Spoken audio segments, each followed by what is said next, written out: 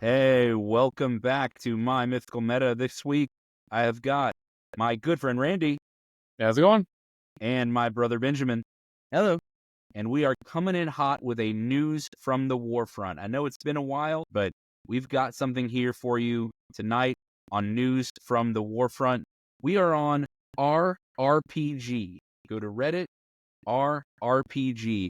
And we've got a game master asking for some advice on how to monologue and how to reduce stress leading up to the monologue. Now, I don't think they're talking about just the bad guys literally monologuing. I think they're talking about laying out setting, laying out, previously on, in our last session, these things happen. I think they're talking about any time where they need to speak for maybe 2 or 3 minutes at a time. And they just are asking for some advice about how to reduce some of that stress. It says it might be a dumb question, but 2 days ago, I had my first in real life GM experience and everything was good except my introduction. He wanted to make a kind of twisted TV presenter speech. So something that the characters see on TV or whatever. And he said that was really hard for him. He felt like his voice was really shaky, that they rushed what they had to say because of the stress, and kind of having that stress can certainly interfere with what you want to say and can change your pacing. So this person's asking, do I need to be an actor? What do I need to do to reduce that stress and monologue better? This was a great topic. I've been an actor briefly in the past. I have a little bit of advice, but man, Randy was so excited when he read this and said, I've got some ideas.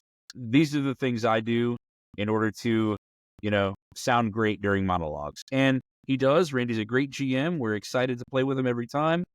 And I can't wait to hear some of Randy's advice. What you got for us?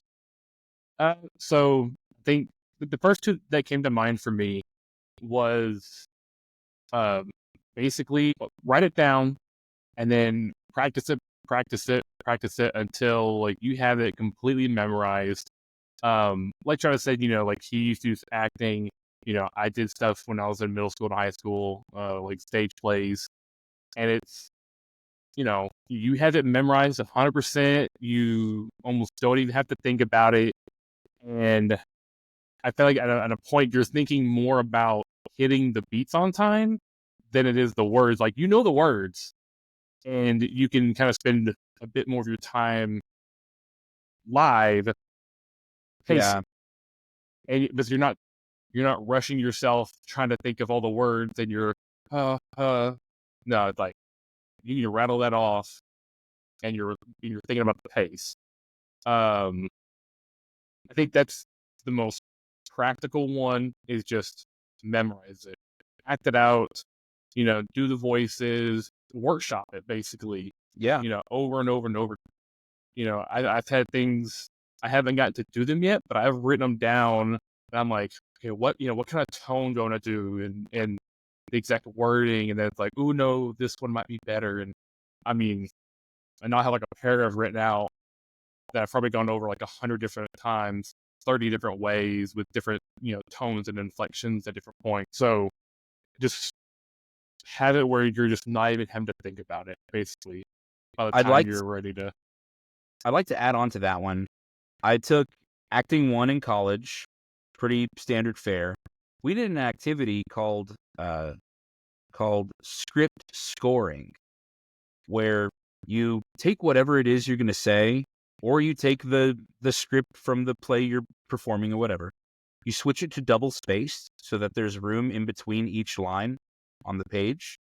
And then, just like a musical score, just like a musical piece, you score the words.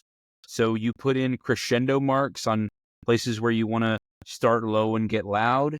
You put the breath marks in places where you want to pause. You can do thick lines. You can circle words and then put in the margins the tone of how you want to say it. script scoring became something that I did before every single play I ever, and I've done, I think, like 4 or 5 plays since I took acting 1, and I've never not done a script score because I found it immensely helpful, not only to learn the lines, because I have to read that same line 30 times to decide how I want to say it the right way. And then, if you don't want to do the memorizing step, well, read it. Read Mhm. it. Read it Yeah. out. You have your script with you at the table and read it. All of the Dungeons and Dragons adventure modules have little scripts, little boxes that say, "Read this out loud," or something near it. They say, "Give this information to the players. Feel free to read it out loud." I don't think that it's going to be jarring or unacceptable by any player to see the GM reading something. Right. I think that's completely acceptable at most levels of this hobby. Yeah. You're not a professional. You're not a professional actor or a professional public speaker. So use the crutches that us lay people have, Yeah. I've which never heard of includes that. reading a script. I've never heard of that scoring thing. But yeah, that's a great thing. I'm gonna throw that into my workshop because Yeah. I will be like, oh yeah, that's a great way to say it, and then I never have a way to remember it. Yeah. I just gotta like keep repeating it to myself until I get it. But Who knew have it, writing it down could help? I just never thought of it like music before. Just to No, I do know. like sheet music. I was like, It oh, was that's it was the so exact smart. same for me when I was in the class. It just felt like something obvious that I Yeah, should have been doing in every previous play I'd ever done yeah. and never did. Especially said you've been a drum major. You're like, I know how to do this. I know it precisely. I did my 4 years of high school band, and when they said script scoring, it was just bing, light bulb on. I knew exactly all the That's musical awesome. notations that I would need: piano, fortissimo, crescendos, Staccato. the staccato choppy language, the formata for the long pause. Like it was a really fun to do as assignments, and it really did make it better for me to plan out and rationalize how I wanted to say things. So Yeah, that's awesome. that was one. Script scoring and memorization, I think, is obviously a great idea coming from Randy too. Yeah. My second idea was just to pre-record it. If you're worried about being nervous in the moment, pre-record it. I mean, most phones, have a record option, and even some of them, some kind of like light editing software. I mean, you see everything that people can do on TikTok, and so it's like it's out there. But plus, there's tons of free software on your computer to just record all of it. Go through, you can edit it, you can say it as many times as you want. You can say it in different, like I said, different method, different ways. Have it all saved there, and then you know, just kind of piece it together, and then it's like, all right, that sounds good. And then if you want, then you can go and re-record it again in a more seamless fashion if you want. But then you're not worried about the stress of people looking at you. You're home at your computer alone. You take your time. Yeah. You don't need that extra like stage fright, like weighing you down. And then whenever and then you can add effects to your voice if you wanted. I think he said he wanted to have a bit of like a twisted TV presenter Yeah. kind of thing. It's like you can add that That like 1950s 1920s, I was going to say the 20s radio voice. No, well done. radio. Yeah. Yeah, or that what is his name? Max Headroom? Was that the kind of like 80s glitchy Yeah, that's right. That's cyber kind right. of looking dude, whatever?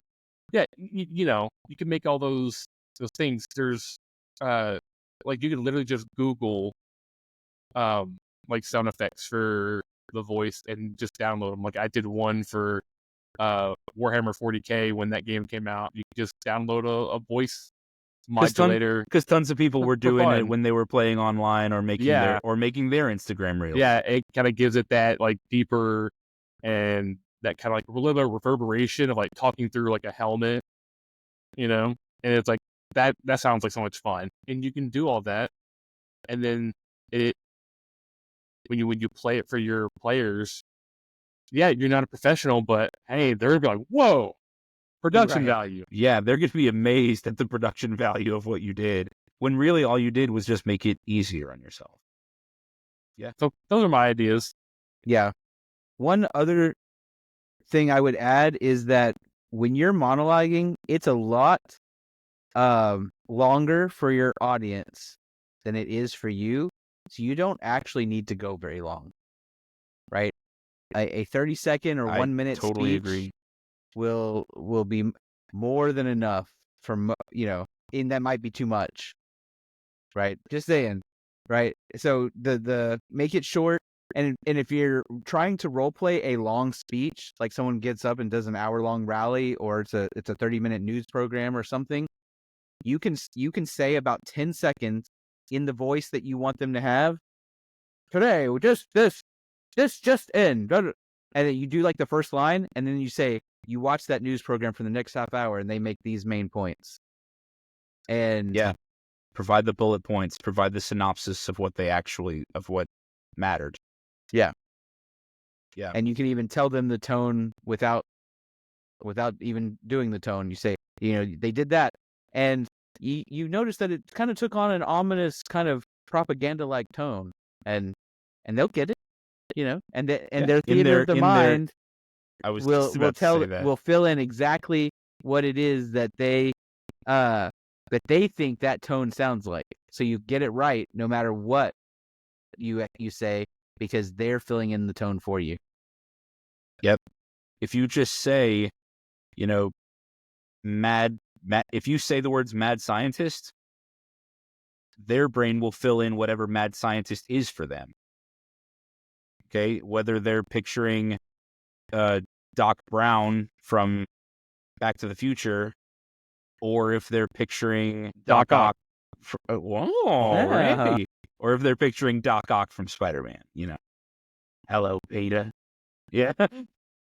All of a sudden. Yes. Yeah. I think we've solved this guy's problem. What do you think? I hope so. Yeah. You're welcome. All right. Sounds great.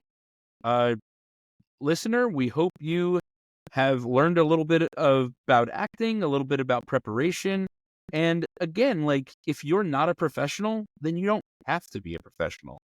Use these tools that are available to you. You can write it out. You can pre-record your voice. You can pre-record your face if you want to go above and beyond. But again, your players are going to think that's above and beyond, not that it was easier for you. But that's a good thing. That's impressive. Okay. Thank you guys so much. We are always solving problems on News from the Warfront. We have saved 2 marriages, and we're looking forward to saving many more. If you have got an issue that you want us to solve, if you've got a marriage you want us to save, if you've got questions or you just find a post that you want us to respond to, you can email us directly at mymythicalmeta@gmail.com. We want to thank all of our patrons, as always, at patreon.com/mymythicalmeta. Adios. Bye. Later. This episode was sponsored by Eldorado Gaming. Use the promo code META for 10% off your order. Please like, comment, subscribe, and share. This episode was edited by me, Travis Konishek, and our intro and outro music is by Tyler Heath of the Oh Hellos.